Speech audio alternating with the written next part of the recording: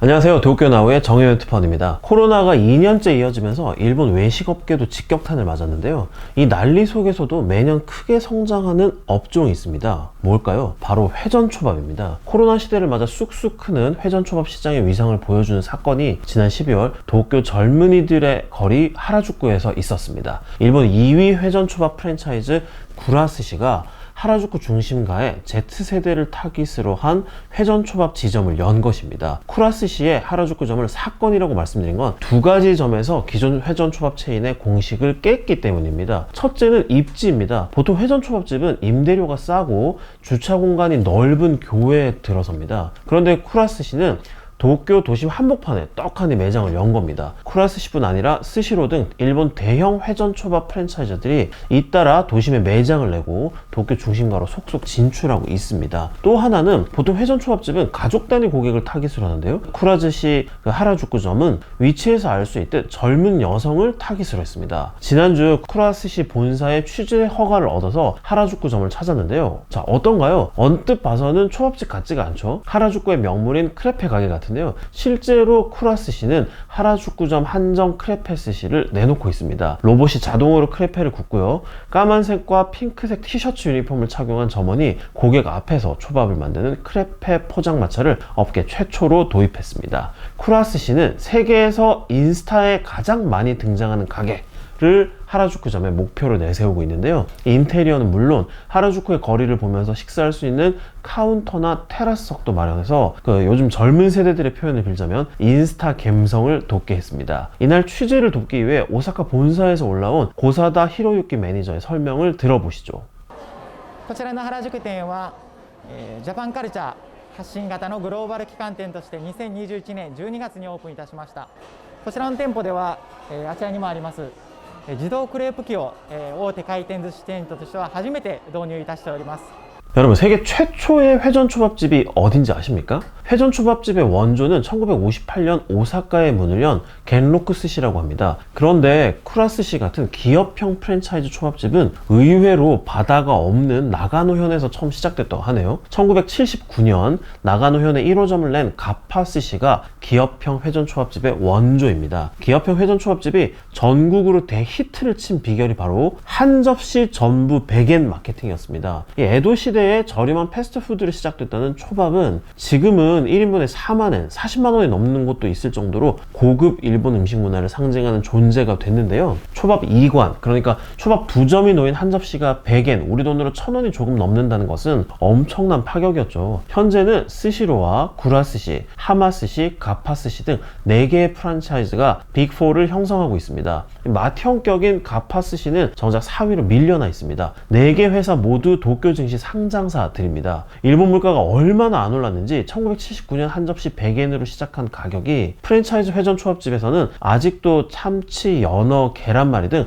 인기 메뉴는 한 접시 100엔을 유지하고 있습니다. 임대료가 비싼 도심 점포는 한 접시 120엔으로 10엔 더 비싸게 받고요. 도쿄나우를 통해서 여러 번 소개해드렸습니다만 똑같은 초밥 한 접시가 일본은 100엔이지만 해외에서는 훨씬 비싸집니다. 한국은 160엔, 미국은 360엔, 중국은 267엔 인식인데요. 해외 수익성이 더 높다 보니 회전초밥 빅4들은 해외 진출에도 적극적입니다. 쿠라스시는 미국 25곳, 대만 29곳 등 54곳의 해외 점포를 가지고 있고요. 미국과 대만 현지 법인을 각각 미국 증시와 대만 증시에 상장시켰습니다. 스시로와 가파스시는 한국에도 체인점이 있죠. 말씀드린 대로 코로나 이후 회전초밥집은 실적이 더 늘었습니다. 1위 스시로는 2020년 매출이 2049억엔, 2021년 2408억엔으로 2년 연속 사상 최대치를 기록했습니다. 올해는 3000억엔을 넘을 전망입니다. 2020년 65억엔이었던 순이익도 2배 이상 늘었습니다. 2위 쿠라스시도 2020년 1358억엔, 2021년 1476억엔으로 사상 최대 규모의 매출을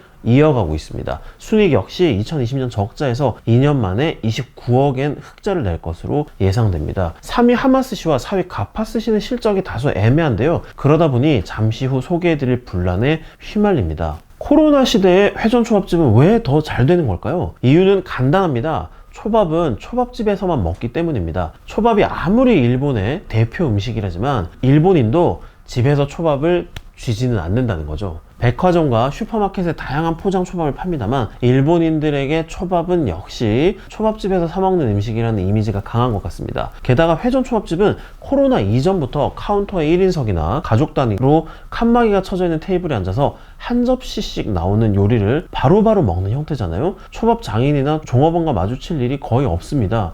회전 초밥집의 기본적인 스타일 자체가 소셜 디스턴스 시대에 들어맞는다는 거죠. 하지만 회전 초밥집이 코로나의 직격탄을 피할 수 있었던 게 단순히 소셜 디스턴스에 최적화된 업태 때문만일까요? 4대 회전 초밥집의 100엔짜리 초밥을 블라인드 테스트하면 얼마나 많은 분들이 정확히 맞출 수 있을까요? 모르긴 몰라도 그렇게 많지는 않을 겁니다. 그럼에도 불구하고 초밥집들은 고객들이 이 다른 곳이 아닌 자신들의 매장을 찾도록 하기 위해서 차별화에 목숨을 걸고 있습니다. 스시로는 초밥 접시에 IC칩을 심어 넣어서 빅데이터 분석을 합니다. 쿠라스시는 우동과 라면, 닭튀김, 디저트 등 초밥 이외의 메뉴가 다양한 것으로 유명합니다. 일본도 이 아이들은 날생선을 싫어하는 것은 마찬가지인데요. 자녀가 있는 가족 단위 고객을 끌어들이기 위한 전략이죠. 요괴워치, 귀멸의 검 등 인기 애니메이션과의 협업 상품을 내놓은 것도 이러한 마케팅의 하나입니다. 3위 하마스시는요, 평일 한 접시 90엔 캠페인을 벌이기도 합니다.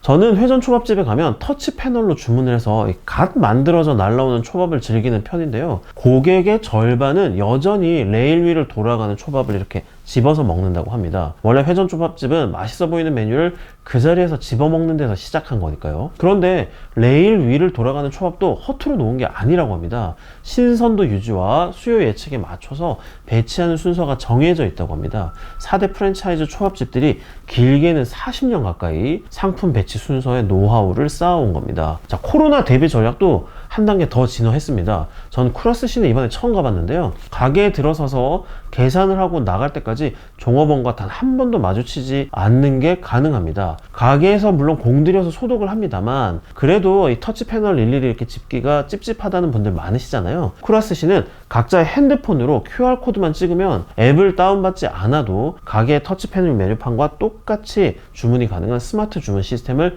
갖췄습니다. 친구 4명이 방문했다면 각각 4대의 스마트폰으로 주문이 가능한 셈이죠. 연인끼리도 더치페이하는 일본에서는 특히 유용한 주문 방식인 것 같습니다. 보통 초밥을 먹고 나면 종업원이 이렇게 접시 개수를 세어서 계산을 하잖아요. 쿠라스시는 접시를 자동으로 옮기는 워터 슬라이스 방식을 업계에서 유일하게 개발했습니다. 보시는 것처럼 먹은 접시를 이 틈으로 집어넣으면 흐르는 물이 접시를 자동으로 날라줍니다. 테이블당 얼마치를 먹었는지도 자동으로 계산이 되고요. 접시 5장을 넣으면 게임이 시작되고 맞추면 테이블 위에 구멍을 통해서 장난감이 나옵니다. 이 어린이 고객을 위한 배려죠. 매장 입장에서는 직원이 일일이 접시를 세고 나르는 시간과 수고를 절약하고요. 고객 입장에서는 종업원과 접촉을 피할 수 있어서 좋습니다. 테이블에 접시를 쌓아두는 걸 미관상 혹은 위생상으로 좋아하시지 않는 분들도 환영이실 테고요. 셀프 계산 시스템은 기본이고 앞뒤 테이블에 손님들이 보이지 않도록 칸막이의 높이를 높이고 아크릴판이 주는 딱딱함을 없애기 위해서 일본 전통의 천으로 이렇게 프라이빗 공간을 보장한 것 등도 코로나 시대를 맞아서 진화한 회전 초밥집의 고객 응대법입니다. 스지 아키히로 구라스시 매니저는 회전 초밥집이 싸고 맛있는 초밥을 안심하고 먹을 수 있는 공간이어야 하는 것은 이젠 당연해졌다. 이제는 고객이 가게에 오시고 싶게 만드는 즐거움까지 갖고 있어야 된다 라고 말을 했습니다. 세계에서 인스타에 가장 많이 등장하는 초밥집을 콘셉트로 한 하라주쿠점도 조금이라도 차별화를 해서 고객의 눈에 띄려는 노력의 하나일 겁니다. 얼마나 초밥집들끼리 경쟁이 심한지 사장이 직접 상대방의 매출 정보를 훔치는 일까지 있었습니다. 하마스시는 작년 6월 타나베 코키 가파스시 사장이 자사의 매출 데이터 등을 부정으로 입수했다면서 부정경제방지법 위반 혐의로 고소했습니다. 이 타나베 사장은 불과 7개월 전에 경쟁사인 하마스시의 모회사 제인쇼 홀딩스에서 가파스시로 이적한 사람인데요. 전 직장 동료로부터 내부 정보를 몰래 입수해 왔다는 겁니다. 코로나 이후 경쟁업체들이 급성장하는 가운데 원조 기업형 회전초밥 프랜차이즈 가파스시만 실적이 지지부진한데요. 이 때문에 2014년 이후 거의 매년 사장이 갈리고 있습니다. 다나카 사장도 어떻게든 결과를 내야 한다는 압박감 때문에 친정을 배신한 게 아닐까 업계 사람들은 추측하고 있습니다. 게다가 무한 경쟁 사회에서 잘된 업종을 그냥 놔두지 않죠. 작년 12월 일본 최대 이자카야 프랜차이즈 가운데 하나인 와타미가 초밥 시장 진출을 선언했습니다. 12월 9일 도쿄 긴시초에 초밥 브랜드인 스시노와 1호점을 냈고요. 5년 내 100호점까지 늘린다는 계획을 세웠습니다. 와타나베 미키 와타미 사장은 회전 초밥 시장 규모가 7천억 엔을 넘는데 다른 초밥집에 가는 고객을 3번에 한 번만 와타미의 초밥집으로 모셔와도 2천억 엔의 시장을 새로 만들 수 있다라고 진출 이유를 설명했습니다. 이자카야의 객단가는 2,500엔인데 초밥집은 객단가가 3,000엔이라는 점도 매력적이라고 합니다. 프랜차이즈 이자카야의 대표주자 와타미가 초밥 시장 진출을 선언하는 데는 이유가 있습니다. 코로나로 가장 큰 타격을 받은 업종이 바로 이자카야입니다. 도쿄 상공 리서치에 따르면 14대 프랜차이즈 이자카야의 점포 수는 코로나 직전이었던 2019년 12월 7,200개에서 2021년 12월 5,844개로 18.9% 줄었습니다. 휴업 명령 등으로 장사가 너무 안 되니까 이자카야 체인들이 야끼도리집, 야끼니쿠집, 심지어 햄버거집으로 변신하기도 했는데요. 이자카야는 밥도 팔고 해산물도 팔잖아요. 매장과 종업원을 운영하는 노하우도 있고요. 이걸 전부 그냥 결합하기만 하면 초밥집이 잘 되지 않을까라고 생각을 했다는 겁니다. 다만 수십 년간 노하우를 쌓아온 회전 초밥 프랜차이즈들은 그런 단순한 생각으로 초밥집이 될 턱이 있냐? 라는 반응인데요. 그래서인지 와타미도 처음에는 회전 초밥집을 검토를 했다가 이 레일 없이 종업원이 서빙을 하는 일반 초밥집으로 업태를 바꿨다고 합니다. 자, 코로나 이후 이들 기업들의 주가 추이를 보실까요? 최근 다소 주춤하긴 하지만 4대 회전 초밥집 모두 코로나 이전보다 주가가 크게 올랐습니다. 반면 와타미는 코로나의 확산 상황에 따라 주가가 너를 뛰었습니다. 죽을 위기에 몰린 이자카야 업계에서 살아남기 위해 초밥 시장에 뛰어든 와타미, 100엔짜리 초밥 한 접시를 놓고 극한의 고객 유치 경쟁을 벌이는 4대 회전 초밥 프랜차이즈. 포스트 코로나 시대의 승자는 누구일까요? 지금까지 도쿄나우의 정효연 특파원이었습니다. 감사합니다.